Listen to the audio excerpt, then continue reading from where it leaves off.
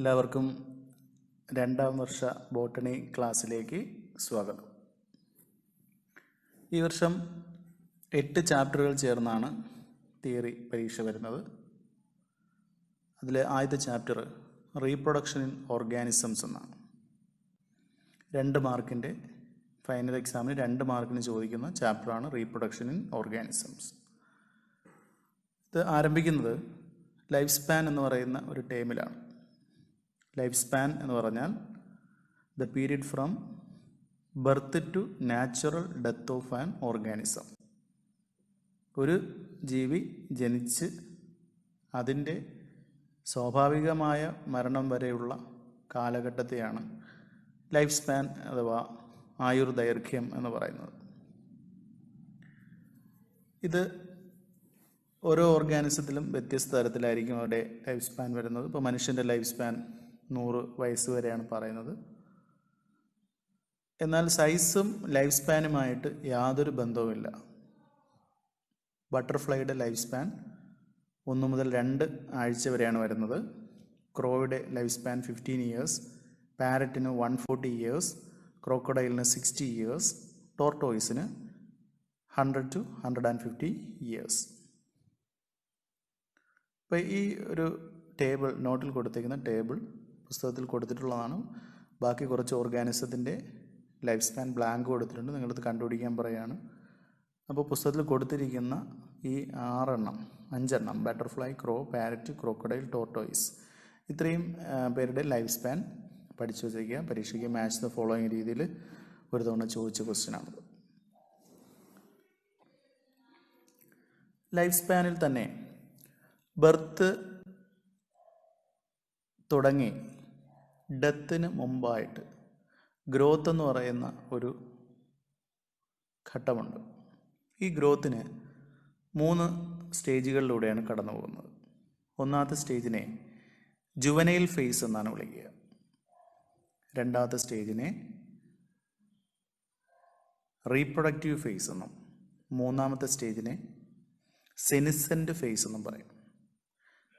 അപ്പോൾ these are the 3 phases of growth. Birth കഴിഞ്ഞ് നേരെ ജുവനൈൽ ഫേസിലോട്ട് വരുന്നു. ജുവനൈൽ ഫേസ് കംപ്ലീറ്റ് ചെയ്ത് നേരെ റീപ്രൊഡക്റ്റീവ് ഫേസിലോട്ട് വരുന്നു. റീപ്രൊഡക്റ്റീവ് ഫേസ് കംപ്ലീറ്റ് ചെയ്ത് നേരെ സെനിസെൻ്റ് ഫേസിലോട്ട് വരുന്നു. സെനിസെൻ്റ് ഫേസ് കഴിയുമ്പോൾ നേരെ ഡെത്തിലോട്ട് പോകുന്നു. അപ്പോൾ ലൈഫ് സ്പാൻ കടന്നു പോകുന്നത് ഈ ഒരു 3 ഫേസിലൂടെ ആയിരിക്കും.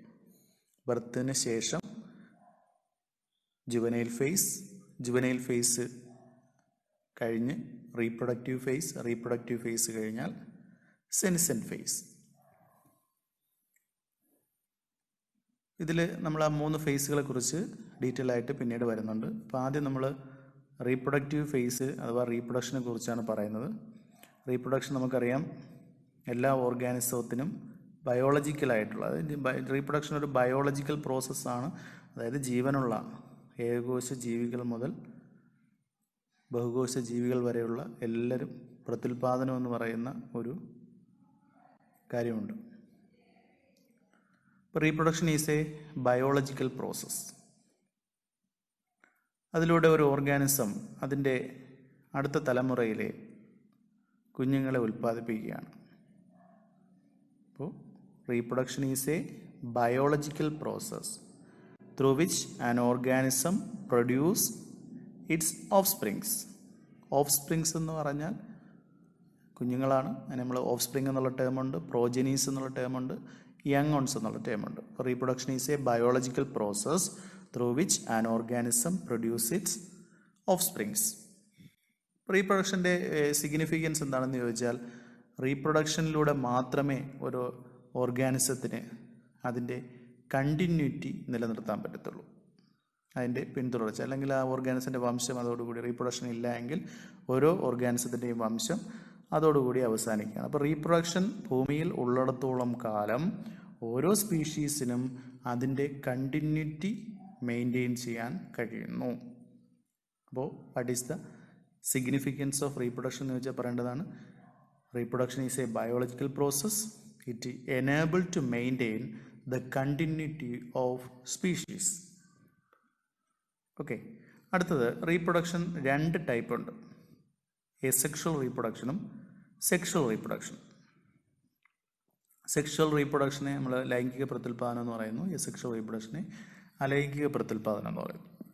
ഇത് തമ്മിലുള്ള ഡിഫറൻസ് എന്തൊക്കെയാണ്? 2 മാർക്കിന് ചോദിച്ചാൽ 4 പോയിന്റ് എഴുതണം. അപ്പോൾ ഒന്നാമത്തെ പ്രത്യേകത, എസെക്ഷൽ റീപ്രൊഡക്ഷൻ നടത്താൻ ഒരു സിംഗിൾ പാരന്റ് മതി.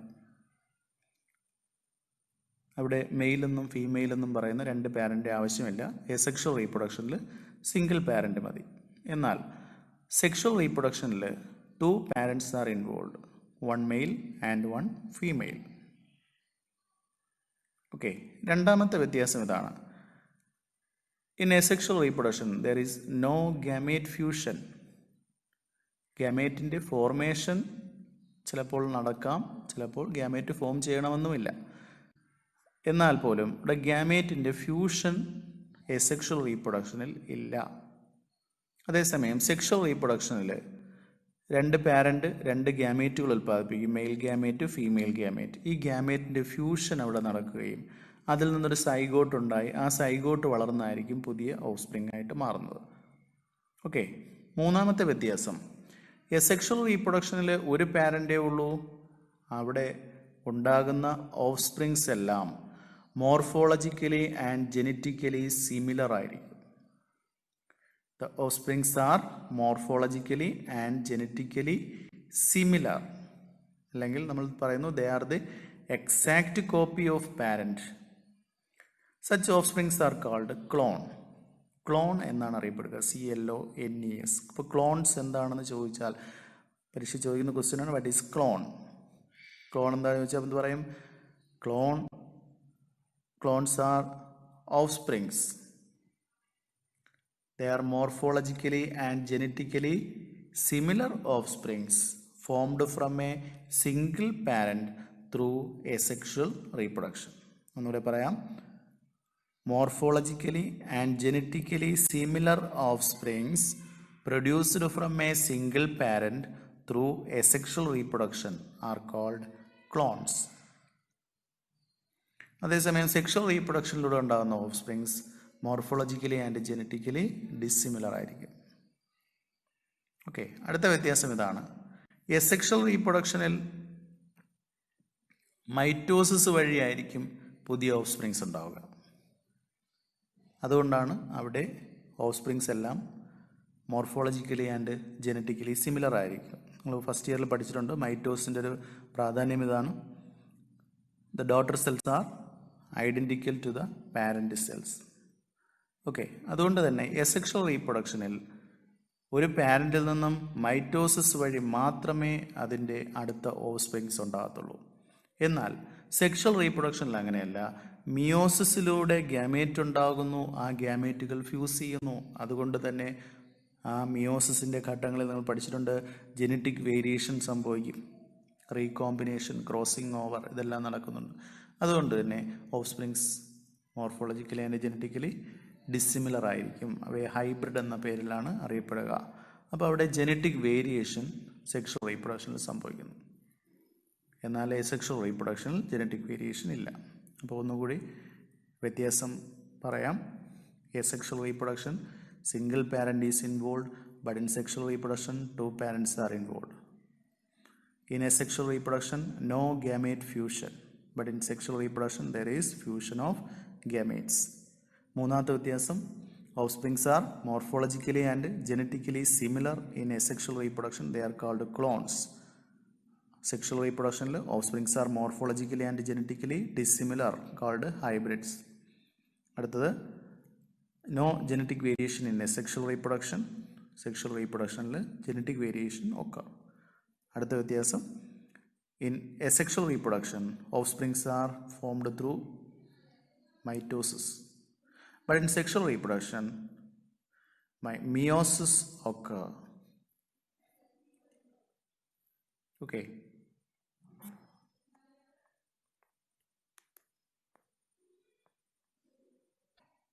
അടുത്തത് asexual reproduction methods ആണ്.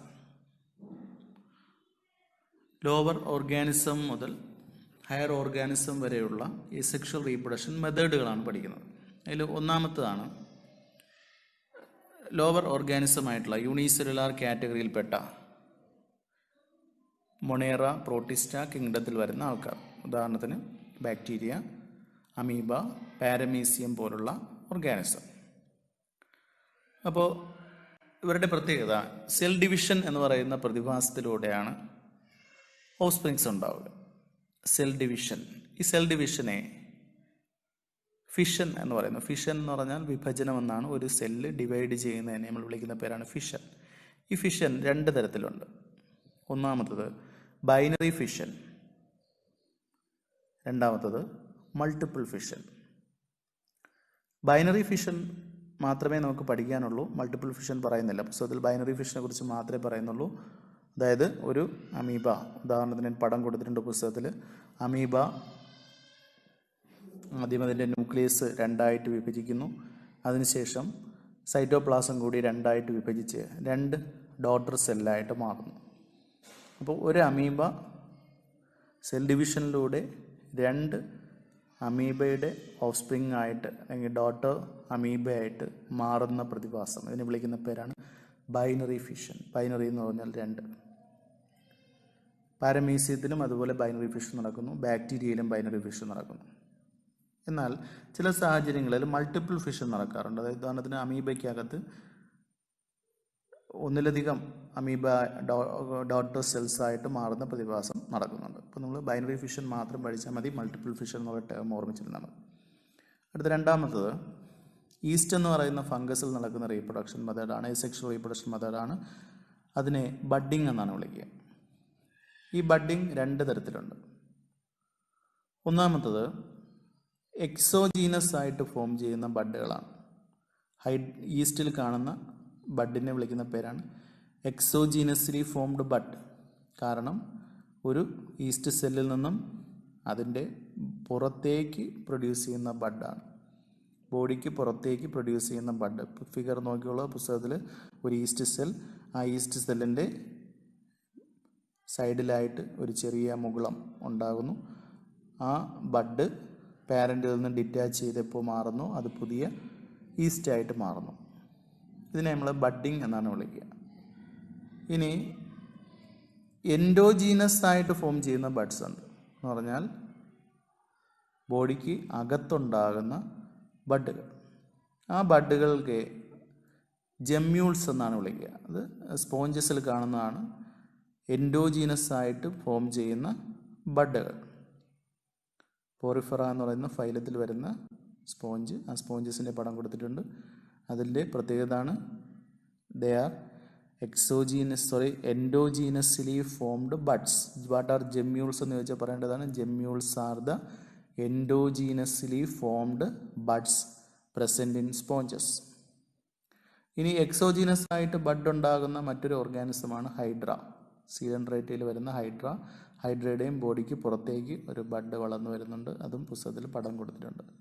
അപ്പോൾ ബഡ്ഡിങ് കാണുന്ന ഓർഗാനിസം ഏതൊക്കെയാണെന്ന് ചോദിച്ചാൽ ഒന്ന് ഈസ്റ്റ്, രണ്ടാമത്തത് ഹൈഡ്ര, എക്സോജീനസ് ആയിട്ടുള്ള ബഡ്. ഇനി നമ്മൾ എൻഡോജീനസ് ആയിട്ടുള്ള ബഡ്ഡുകളെ ഒരു പ്രത്യേക പേര് കൊടുത്താണ് നമ്മൾ പഠിക്കുന്നത്. എൻഡോജീനസ് ആയിട്ട് ഫോം ചെയ്യുന്ന ബഡ്ഡുകളെ ഒരു പ്രത്യേക പേര് കൊടുത്ത് പഠിക്കുന്നു. അതിൻ്റെ പേരാണ് ജെമ്യൂൾസ്. ഇത് സ്പോഞ്ചസിലാണ് കാണുന്നത്. ഇനിയുള്ളത് സ്പോറുകളാണ്. സ്പോറുകൾ വഴിയുള്ള റീപ്രൊഡക്ഷൻ നമ്മൾ ഫസ്റ്റ് ഇയർ പഠിച്ചിട്ടുണ്ട്. സ്പോറുകൾ വഴിയുള്ള റീപ്രൊഡക്ഷൻ ആൽഗയിലും ഫംഗസിലും ഒക്കെ നടക്കുന്നുണ്ട്. അപ്പോൾ നമ്മളിവിടെ സ്പോറുകൾ വഴിയുള്ള റീപ്രൊഡക്ഷൻ രണ്ട് പേരിൽ നമ്മൾ പഠിക്കുന്നുണ്ട്. ഒന്ന് ക്ലാമിഡോമോണസ് എന്ന് പറയുന്ന ഒരു ആൽഗയിലുള്ള റീപ്രൊഡക്ഷനാണ്. ക്ലാമിഡോമോണസിൻ്റെ യൂണിസെല്ലുലാർ ആയിട്ടുള്ള ക്ലാമിഡോമോണസിന് അകത്ത് മോട്ടയിലായിട്ടുള്ള ഫ്ലജെല്ലയുള്ള സ്പോറുകൾ ഉണ്ടാകുന്നു.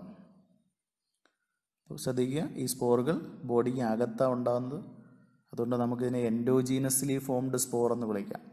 പ്രത്യേകത they are motile, they have flagella for locomotion. Such motile spores are called zoospore. Zoospore എന്ന് പറയുന്ന എൻഡോജീനസ് ആയിട്ട് ഫോം ചെയ്യുന്ന മോട്ടൈൽ സ്പോറുകൾ ഉൽപ്പാദിപ്പിക്കുന്ന ഓർഗാനിസത്തിന് എക്സാമ്പിളാണ് ക്ലാമിഡോമോണസ്. ഫിഗർ നോട്ടിലുണ്ട്. അടുത്തത് രണ്ടാമതൊരു സ്പോർ കൂടെ പഠിക്കുന്നുണ്ട്. അതായത് എക്സോജീനസ് ആയിട്ട് ഫോം ചെയ്യുന്നൊരു സ്പോറാണ്. എന്ന് പറഞ്ഞാൽ ബോഡിക്ക് പുറത്തേക്ക് ഉണ്ടാകുന്ന സ്പോറാണ്. അതിന് എക്സാമ്പിളാണ് പെനിസിലിയം. അപ്പോൾ പെനിസിലിയത്തിൽ അതിൻ്റെ ഹൈഫയുടെ എൻഡിലായിട്ട് ഒരു ചെയിൻ ഓഫ് സ്പോർസ് ഉണ്ടാകുന്നുണ്ട്.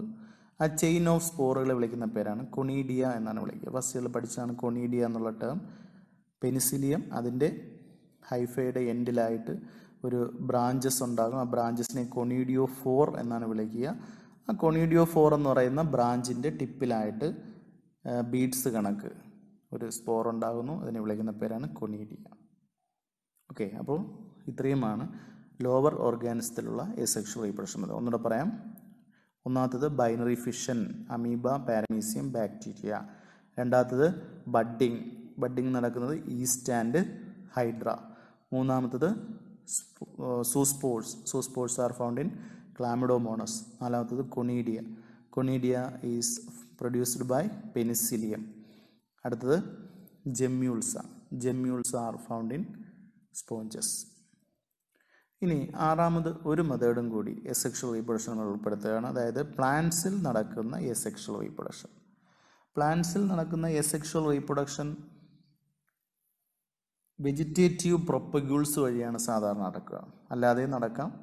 വെജിറ്റേറ്റീവ് പ്രൊപ്പഗ്യൂൾസ്, അതായത് അതിൻ്റെ ബോഡിയിലെ സ്റ്റെമ്മിലെയും റൂട്ടിലെയും ലീഫിലെയും പാർട്ടിൽ നിന്നും, ആ ലീഫിൽ നിന്നും സ്റ്റെമ്മിൽ നിന്നും റൂട്ടിൽ നിന്നുമെല്ലാം പുതിയ ഓഫ് സ്പ്രിങ്സ് വളർന്നു വരുന്നു. ഇതിനെ വിളിക്കുന്ന പേരാണ് വെജിറ്റേറ്റീവ് പ്രൊപ്പഗേഷൻ. ഈ വെജിറ്റേറ്റീവ് പ്രൊപ്പഗേഷനെ സഹായിക്കാൻ വേണ്ടി ഒരു സ്പെസിഫിക് പാർട്ടുകൾ കാണാം. ആ സ്പെസിഫിക് പാർട്ടുകളെ നമ്മൾ വിളിക്കുന്ന പേരാണ് വെജിറ്റേറ്റീവ് പ്രൊപ്പഗ്യൂൾസ് എന്ന് പറയും. അപ്പോൾ നമ്മൾ ആറാമത്തെ എസെക്ഷൽ റീപ്രൊഡക്ഷൻ മെത്തേഡായിട്ട് പഠിക്കുന്നതാണ് വെജിറ്റേറ്റീവ് പ്രൊപ്പഗ്യൂൾസ് ഇൻ പ്ലാന്റ്സ്. അതിൽ ഒന്നാമത്തതാണ് ട്യൂബർ എന്ന് പറയുന്ന സാധനം, സ്റ്റെം ട്യൂബർ. റൂട്ട് ട്യൂബർ ഉണ്ട്. റൂട്ട് ട്യൂബർ സാധാരണ വെജിറ്റേറ്റീവ് പ്രൊപ്പഗ്യൂളായിട്ട് വരുന്നില്ല. സ്റ്റെം ട്യൂബറാണ് വെജിറ്റേറ്റീവ് പ്രൊപ്പഗ്യൂളായിട്ട് വരുന്നത്. ഉദാഹരണം പൊട്ടറ്റോ ആണ്. അപ്പോൾ പൊട്ടറ്റോ നമുക്ക് ശ്രദ്ധിച്ചറിയാം. പൊട്ടറ്റോയുടെ പുറത്ത് ചെറിയ നോച്ചസ് കാണും. ആ നോച്ചസിനെ ഐ എന്നാണ് വിളിക്കുക. ഈ ഐ എന്ന് പറയുന്ന ചെറിയ കുഴിഞ്ഞ ഭാഗങ്ങളാണ്, ഉരുളക്കിഴങ്ങിൻ്റെ പുറത്ത് കാണുന്ന ചെറിയ കുഴികളാണ് ഐ. ഈ ഐയിനകത്തൊരു ബഡ് ഇരിപ്പുണ്ട്. ഈ ബഡ് വളർന്ന് പുതിയൊരു പൊട്ടറ്റോ പ്ലാന്റ് ആയിട്ട് മാറും. അപ്പോൾ പൊട്ടറ്റോയുടെ വെജിറ്റേറ്റീവ് പ്രൊപ്പഗ്യൂളിൻ്റെ പേര് എഴുതാൻ പറഞ്ഞാൽ ഒന്നുകിൽ സ്റ്റെം ട്യൂബർ എന്ന് എഴുതുക, അല്ലെങ്കിൽ ഐസ് ഓഫ് പൊട്ടറ്റോ എന്ന് എഴുതുക. പൊട്ടറ്റോയുടെ ഐ എന്ന് പറഞ്ഞാൽ പൊട്ടറ്റോയുടെ ട്യൂബറിൻ്റെ പുറത്തുള്ള ചെറിയ കുഴികളാണ്. അതിനകത്ത് ബഡ് ഇരിപ്പുണ്ട്. രണ്ടാമത്തെ വെജിറ്റേറ്റീവ് പ്രൊപ്പഗ്യൂൾ എന്ന് പറയുന്നത് റൈസോമാണ്. അപ്പോൾ റൈസോം കാണുന്ന രണ്ട് പ്ലാന്റുകൾ, ഒന്ന് ജിഞ്ചർ, രണ്ട് ബനാന. ഈ രണ്ട് പ്ലാന്റിൽ റൈസോം എന്ന് പറയുന്ന വെജിറ്റേറ്റീവ് പ്രൊപ്പഗ്യൂളാണ് കാണുന്നത്. മൂന്നാമത്തത് അഗേവ് എന്ന് പറയുന്ന ചെടിയിൽ കാണുന്നതാണ് അഗേവ്. അപ്പോൾ അഗേവ് എന്ന് പറയുന്ന പ്ലാന്റ്, അതിൻ്റെ പിക്ചർ വേറെ കാണിച്ചു തരാം. അഗേവ് എന്ന് പറയുന്ന പ്ലാന്റ് പ്രത്യേകത എന്താണെന്ന് വെച്ചാൽ ഇത് അതിൻ്റെ ലൈഫിൽ ഒരു 10-20 വർഷം കൊണ്ട് വളർന്ന് ഒറ്റത്തവണ മാത്രം ഫ്ലവർ ചെയ്യുന്ന ഒരു സസ്യമാണ് അഗേവ്. മുളയൊക്കെ പോലെ, മുളയും നീലക്കുറിഞ്ഞിയൊക്കെ പോലെ ഒറ്റത്തവണ ഫ്ലവർ ചെയ്ത് ലൈഫ് അവസാനിക്കുന്ന ഒരു പ്ലാന്റാണ് അഗേവ്. അപ്പോൾ അഗേവ് അതിൻ്റെ ലൈഫ് തീരാറാവുന്ന സമയത്ത് പൂത്ത് കഴിഞ്ഞാൽ പ്രത്യേകത മുളയും നീലക്കുറിഞ്ഞിയും അഗേവും എല്ലാം പൂത്ത് കഴിഞ്ഞാൽ അതിൻ്റെ ലൈഫ് അതോടുകൂടി അവസാനിക്കും. ഫ്ലവർ ചെയ്ത ഉടൻ തന്നെ അതിൻ്റെ ലൈഫ് അവസാനിക്കാറാണ് പതിവ്. അപ്പോൾ ആ ഒരു ഫ്ലവറിങ് നടന്ന് അതിൻ്റെ ലൈഫ് അവസാനിക്കാൻ പോകുന്നത് മനസ്സിലാകുന്നു. അതുകൊണ്ട് തന്നെ അതിന് മുമ്പേ അതിൻ്റെ ഇലയുടെ ഇടയ്ക്കായിട്ട്, അഗേവിൻ്റെ ലീഫിൻ്റെ ഇടയ്ക്കായിട്ട് ചെറിയ ഒരു ബഡ് അത് കരുതി വെച്ചിട്ടുണ്ട്. അതിനെ വിളിക്കുന്ന പേരാണ് ബൾബിൽ. അപ്പോൾ ഫ്ലവർ ചെയ്ത് കഴിഞ്ഞാൽ പ്ലാന്റ് കംപ്ലീറ്റ് ഉണങ്ങിപ്പോവുകയും അതിൽ അവശേഷിക്കുന്ന ഈ ബൾബിൽ എന്ന് പറയുന്ന ഭാഗം പുതിയ അഗേവായിട്ട്, അടുത്ത തലമുറയിലെ അഗേവായിട്ട് അതേ സ്ഥലത്തിരുന്ന് വളരുന്നു. അപ്പോൾ അഗേവിൻ്റെ വെജിറ്റേറ്റീവ് പ്രൊപ്പഗ്യൂളിൻ്റെ പേര് ചോദിച്ചാൽ ബൾബിൽ. അടുത്തത് ബ്രയോഫില്ലം എന്ന് പറയുന്ന പ്ലാന്റാണ്. ഇലമുളച്ചി എന്ന് പറയും. അതായത് ഇലയിൽ നിന്ന് ബഡ് ഉൽപ്പാദിപ്പിച്ച് വെജിറ്റേറ്റീവ് പ്രൊപ്പഗേഷൻ നടത്തുന്ന ഒരു പ്ലാന്റിൻ്റെ പേരാണ് ബ്രയോഫില്ലം. അപ്പോൾ ബ്രയോഫില്ലത്തിൻ്റെ വെജിറ്റേറ്റീവ് പ്രൊപ്പഗ്യൂളിൻ്റെ പേര് ചോദിച്ചാൽ ലീഫ് ബഡ്സ്. ഓക്കെ, അടുത്തത് ഓഫ്സെറ്റ് എന്ന് പറയുന്ന വെജിറ്റേറ്റീവ് പ്രൊപ്പഗ്യൂൾ. ഇത് വാട്ടർ ഹയാസിന്ത് എന്നറിയപ്പെടുന്ന ഐക്കോർണിയ എന്ന ശാസ്ത്രീയ നാമത്തിലുള്ള ചെടി. കുളവാഴ അല്ലെങ്കിൽ ആഫ്രിക്കൻ പായൽ എന്നൊക്കെ വിളിക്കുന്നു. ടെറർ ഓഫ് ബംഗാൾ എന്ന് പറയുന്ന ഒരു പേരും കൂടെ ഉണ്ട്. ഇതൊരു ഇൻവേസീവ് വീഡാണ്. അതായത് ജലാശയങ്ങളിൽ, കുളത്തിലും തടാകത്തിലുമൊക്കെ അതിക്രമിച്ച് കയറി ആ വെള്ളം അല്ലെങ്കിൽ ആ ജലാശയം പൂർണ്ണമായും അതിൻ്റെ സർഫസ് കയ്യേറി ജീവിക്കുന്ന ഒരു കള. അതിൻ്റെ പേരാണ് വാട്ടർ ഹയാസിന്ത് അഥവാ ടെറർ ഓഫ് ബംഗാൾ.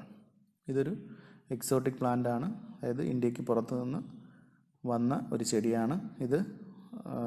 ബംഗാളിൽ ജലാശയങ്ങൾ മൊത്തം നിറഞ്ഞപ്പോൾ അതിനവിടെ വിളിച്ചൊരു പേരാണ് ടെറർ ഓഫ് ബംഗാൾ. അപ്പോൾ ഇത്രയും റാപ്പിഡായിട്ട് സ്പ്രെഡ് ചെയ്ത് ഇത് വളരാൻ കഴിയുന്നത് ഇതിന് ഓഫ്സെറ്റ് എന്ന് പറയുന്ന ഒരു വെജിറ്റേറ്റീവ് പ്രൊപ്പഗിളുണ്ട്. ഇപ്പോൾ വെള്ളത്തിൻ്റെ സർഫസിൽ ഹൊറിസോണ്ടലായിട്ട് വളരുന്ന ഒരു സ്റ്റെമ്മാണ് അതിനെ ഓഫ്സെറ്റ് എന്ന് പറയുന്നു. അപ്പോൾ ഓഫ്സെറ്റ് വഴി വെജിറ്റേറ്റീവ് പ്രൊപ്പഗേഷൻ നടത്തുന്ന പ്ലാന്റിൻ്റെ പേരാണ് വാട്ടർ ഹയാസിന്ത് അഥവാ ഐക്കോർണിയ. അടുത്തത് റണ്ണർ. റണ്ണർ എന്ന് പറയുന്ന ഹൊറിസോണ്ടലായിട്ട് പോകുന്ന സ്റ്റെമ്മ് തന്നെയാണ്.